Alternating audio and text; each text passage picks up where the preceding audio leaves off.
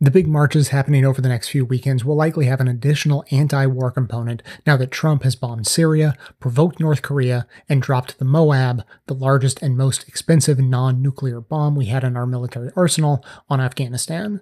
We encourage you to get in the streets for those marches, but also organize local actions in your communities in the days in between to voice your rejection of American imperialism and the war economy, and in support of multilateral diplomatic strategies and solutions. Calling Congress to express these opinions is also crucial to making our voices heard. But in addition to rapid response actions, we can work locally and personally in the longer term to create the world we want to live in. Code Pink, the women-led grassroots anti-war organization founded during the Bush years, has launched a campaign to help raise awareness and encourage reflection about the fact that each and every one of us is invested in the war economy. We invest by the ways we live and the decisions we make each day. But they believe, as I do, that we can divest from the war economy and cultivate a just local peace economy that creates conditions conducive to life by redirecting our investments to our local communities and people.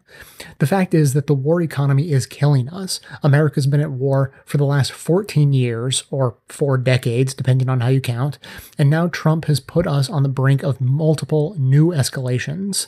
This perpetual war, the widening wealth gap, and refusal to deal with existential issues like climate change are inextricably linked. The wealthy few hold an immense amount of power and control political, social, and economic systems to safeguard and expand their power.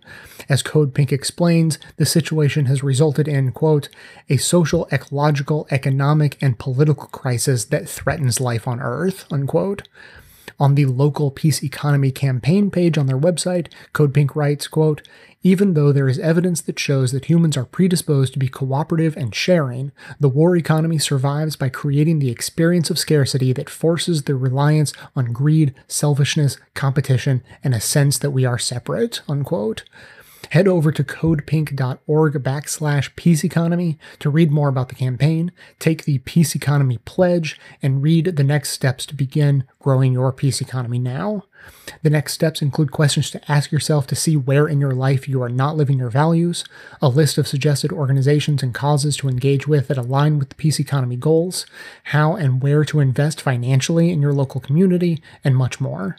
The segment notes include all of the links to this information as well as additional resources, and as always, this and every activism segment we produce is archived and organized under the Activism tab at bestofleft.com, so if supporting an economy that promotes peace over war is important to you, be sure to hit the share buttons to spread the word about fighting the war economy by growing the local peace economy via social media so that others in your network can spread the word too. Mr. Rogers once said, quote, we live in a world in which we need to share responsibility. It's easy to say, it's not my child, not my community, not my world, not my problem. Then there are those who see the need to respond. I consider those people my heroes, unquote.